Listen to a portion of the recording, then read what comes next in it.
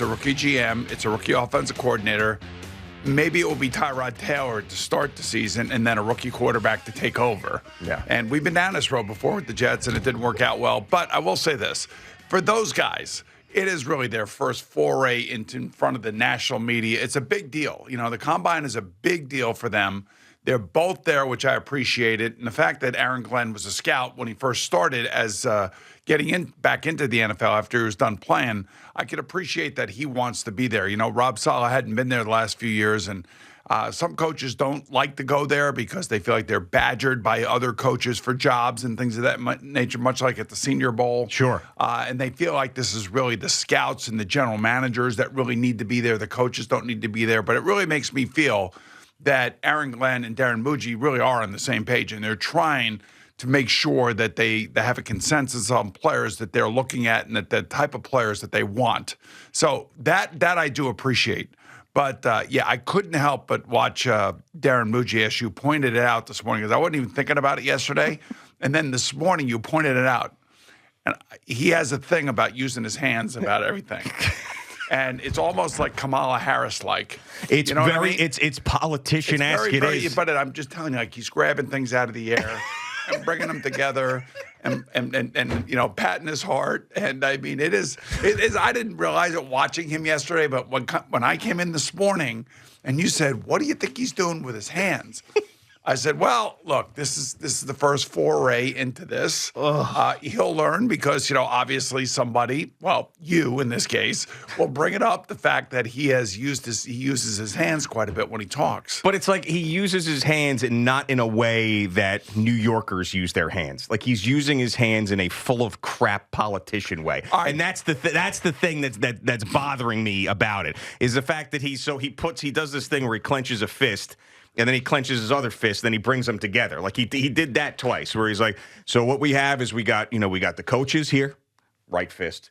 We got the front office people here, left fist. And then we come together. And he brings the fists together. And we come together. Yeah. And then he goes, and then we'll put it up, and he puts his hand way up in the air. We'll put it up on the whiteboard here.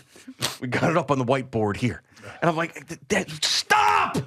I mean, act like a human! So, I mean, now if he picks the right players, then the guy's going to be a hero here. And that's all that really matters. Right, none of this matters, but it's just when you're trying to get a first impression, are these guys going to be the guys? And you got him, he's like, you know, I want them to know me. And he's putting his hand on his heart. I want them to know me. And, you know, the whiteboard is not just me. It's me and here and the scouting and here and the boom and the US aid and here. It's like, God!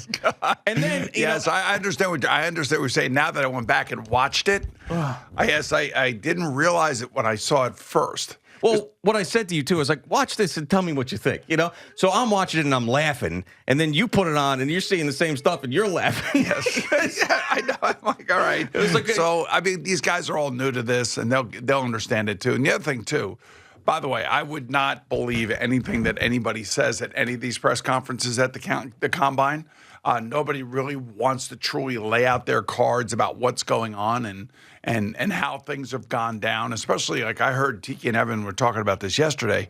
Evan, as a Jet fan, said he wanted more about the Aaron Rodgers discussion. And I was just thinking to myself, if I were in Aaron Glenn's situation or Darren Muji's situation, I would have done exactly what they did. Guys, he's not on the team anymore. He's not going to be on the team anymore. We're done talking about it. And we don't have to talk about it anymore. He's gone. He's going to be somewhere else, and we wish him nothing but the best. You know, these are young guys coming in trying to recreate a culture. And I thought maybe that they would have thought about keeping Aaron, but then the more I thought of it, and the more I thought about Aaron's, conversation with Pat McAfee at the end of December about being the first time being released, and then being released by a teenager. Yeah. That was a shot right across the bow of Woody Johnson and Brick Johnson, his 18-year-old son, who the story came out about, the Madden ratings and the trading of Jerry Jeudy and things of that nature. I don't know how true that is. I don't know how accurate that stuff is. But the fact that Aaron made a joke about it on national television basically sealed his fate. Because the one thing I do know about Woody Johnson, you can say whatever you want. You may not like him as an owner. You might find him awkward. You may not like his politics. But the one thing I will say about him, he's a serious guy. And, family is off limits, man, for all of us. I mean, it really is. Mm-hmm. And Diana Rossini and was it Rosenblatt? Zach Rosenblatt. Yes. I think they're the ones who dragged, Brick Johnson into this conversation and everything else. For whatever reason, they were doing their job. I'm not saying what they were wrong. I'm just saying they're doing their job. But once Aaron Rodgers did that on McAfee, goodbye, see ya. And, they could have, Woody could have said all he wanted to say this offseason about, it's not my decision. It's going to be the coaches and general manager's decision. That decision was made that day. Yeah. At least in my eyes, that's how I feel that whole thing went down. And so you're not going to hear any more about Aaron Rodgers. And I think Evan did bring up a good point, or one of the guys on the show brought up a good point yesterday that, yes, you will hear only about Aaron Rodgers if Aaron Rodgers decides to go back and revisit what happened somewhere along the line here. Or is he just going to look forward and forget the whole thing? Yeah, I mean, it really kind of depends on what he wants to put out there and how he wants to be perceived. And, if it's true that he was groveling to the Jets, which I find hard to believe that he'd be groveling to the Jets to keep him, then he might not want to talk about it because it's embarrassing for him. But if he feels like the reporting has been bad and inaccurate, then he will set the record straight because that's what he does. And as far as Aaron Glenn talking about Aaron Rodgers, I mean, this is the thing that I would tell him if I were the PR person. So, he actually said in this press conference, it's pissing me off that we're just talking about the quarterback and it's a disrespect to the other players in the locker room. No, it's not, man. You got to understand that these questions are going to be asked. And it's not a disrespect to the other guys in the locker room that people are asking questions about the quarterback. Yeah, I mean, this is the number one market. That's the most important position in sports. You had one of the most famous guys to ever play the position who you just got rid of. He didn't have him. Okay, doesn't matter. They decided to get rid of him, and it's still a part of the story. And for him to think that because people are asking questions about the quarterback and where you're going to go with the quarterback and the Aaron Rodgers stuff, and he thinks that you're disrespecting, like he said, Quinnen Williams and Quincy Williams and AVT and these guys. No, you're not. Nobody's saying that those guys aren't important to the team. By the way, a lot of those guys wanted Aaron Rodgers back. Yeah, especially Quinnen Williams, who put it out there on X and said, I guess we're going through another rebuild. So. Yeah, and I think that Aaron Glenn's trying to move as far away from Aaron Rodgers in that discussion as he possibly can. And I would be doing the same thing. My simple thing is that, listen, guys, Aaron's not a part of our team. I'm done talking about it. It's over with. We have to move forward. We have to find the right players. We'll figure the quarterback situation out as we go on, and those are all the simple steps that we have to take, and that's about it. I am not going to go into a player who is no longer with us, and I was never with him. Yeah, well, that's a better answer than what Aaron Glenn gave. Well, I understand Aaron's. So Aaron, from my perspective, it seems like he's gonna battle with the media. And he is going to try to be a tough guy, kind of like Parcells was, kind of like Sean Payton is, and kind of like Dan Campbell is. Although Dan Campbell doesn't come off as a guy that really bullies the media. The other guys do. Yeah, I mean, yeah. But you got to remember this is the world he's coming from. Like, I have to be large and in charge. I have to be the guy. And so that, he is not Liam Cohen down in Jacksonville. No, he is not. He's not going to be that guy. He's going to. You got to remember who he has been around, what he has seen, and he has watched some really, really good coaches who are Hall of Fame, who will be Hall of Fame eligible, depending on what Dan Campbell does in Detroit. Maybe he will be too. Who knows? But at the end of the day, he's been around guys who have been successful, and he is going to mimic that the way that he thinks he needs to mimic it. I'm just telling that. And that's exactly what I would do. Right, but right. Trying to be Bill Parcells is a great thing. I also think that, kind of battling with things that people are saying that you don't like is a losing battle. It really is. Like, you can't get emotional about the fact that people care about the quarterback position. You got to know that. You got to understand that. Oh, he knows that. It doesn't seem like it. Well, yesterday, watching him, it seemed like he was like shocked that people could still care that much about the quarterback. And how all these other guys on the roster should feel disrespected that the media is focusing so much on the quarterback position. Yeah, I don't know. No, that's not the way it goes. So let's try to learn a little something from this press conference and not do something like that again, because it looks like you're wrapped up in what everybody is saying. And if you're that person, then you've got no shot. If you're the person reading all the columns and all the X-posts and all the beat writers and seeing what you don't like, then you might as well just put all your stuff in a cardboard box today, because just to save it for the 2 years after you get canned.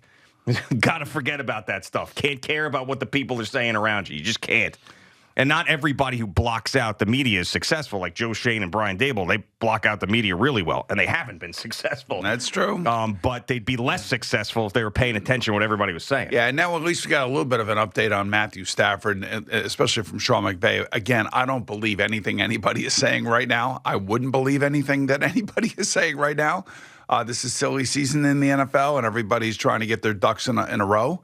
And I would say that with Sean McVay, we want Matthew Staford to be our quarterback.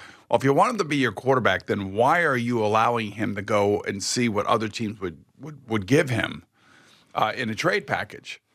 So they want to give Matthew Staford a raise for sure. They just don't want to go up to what I think he wants and what he thinks he's worth. But then again, like you're talking out of both sides of your mouth. If you're Sean McVay, you're saying he's a great player and we really want him. But, I have to balance the future, and I have to look at the short term versus the long term. Well, it's like the Mets with Pete Alonso. Like the Mets wanted Pete Alonso. Pete Alonso wanted to be with the Mets, but for a certain price. And that's the way it finally worked out. Like I don't think that that's shocking. And I don't think he's even being hypocritical. I'm sure he really does he wants Matthew Staford, but for a particular price. It's like buying a car. And who reached out to Matthew Stafford's agents? Who reached out to? I don't know. Tom Brady. Tom Brady did. Okay. And so the Raiders are obviously interested. And, like I was telling you yesterday, if you had your choice between the Raiders and the Giants, and they both were willing to trade for Matthew Stafford, both willing to give up similar assets, and both were willing to pay Matthew Stafford the same amount of money, where are you going? Oh, yeah, I would go to Vegas, yes. Well, yeah, because there's no state tax.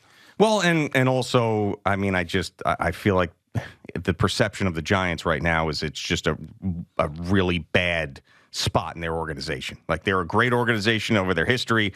Right now, they're at a massive low point, and it doesn't feel like an operation that I would want to join. Yeah, so I don't know whether, Sean McVay is like, yeah, he's a great player. He's really a great player, but we have to balance the future and all this other stuff. Well, if he's such a great player, why would you even consider letting him go? Why wouldn't you pay him his going rate and what you think he's worth? Well, because they're probably thinking, man, $50 million for a guy who's 37. Are we doing the right thing with that? We got to. I don't know. I mean, it's got to be cap related. That's what it has to be. I mean, that's just. The cap is going up significantly. They can give him signing bonuses, convert contracts, individual contracts to signing bonuses. They can do a lot of things. Maybe they're just sick of the whole deal and the fact that Kelly Stafford's out there talking about we want to be respected and all those things. I mean, that bothers them too. It's like, that could have something to do with it. Well, I think it does. I think there's yes, just like Aaron Rodgers saying on McAfee that he if he gets fired by a teenager. Yeah. That the people listen, people hear things. And believe me, if I were Woody Johnson, I heard Aaron Rodgers say that after I did everything I could to get him here and support him and fly out to meet him in Malibu and everything else that I did to get him here, and then I hear my quarterback taking a shot at my teenage son, even though it may have been a joke. See ya, you're gone. I mean, that's enough for me. Yeah, I mean, coupled with the fact that he was injured for an entire year, was injured for a big portion of this year, and had a handful of good games where it looked like he could still play. Yeah, that's why I don't believe that. What he said to whoever he was interviewing. Do you want Aaron Rodgers? You don't. Yeah. Listen, you're not going to get Aaron Rodgers. You're not going to have Aaron Rodgers. It's up to you if I hire you to get him out of here. Right, but I can't say that publicly because it'll look like I'm doing the things that I've been accused of doing. I'm not letting you do your job. I'm going to be a much better owner this time around. Yeah. Yeah. I mean, I still could. I mean, I believe that is the case, but I also think that I could see Aaron Glenn and Darren Muji saying we don't want to start with Aaron Rodgers, And I can understand why. I mean, because they're rookies at what they're doing, and they got to get a hold of that building, and the last thing they need is somebody that's going to go on TV every Tuesday nationally and make news. Yeah. What they need is to get into that building. They got to start talking to people. As you raise your hands while you're talking. They got to get people together. Bring them together, yes. And then we got to go on the whiteboard. Yep. And we got to take a look there. But you got to get to know yourself. Got to get to know me, Mooj. It's Boomer and Gio on the Fan, and here we go. Oh, yeah. Yep, there's Muji. It's a little bit later in the press. There we go. Oh, yeah, there we go. There's the fists. Now they're together. Yep, there he is on CBS Sports Network if you want to take a look at that. We're bringing someone over here from this side.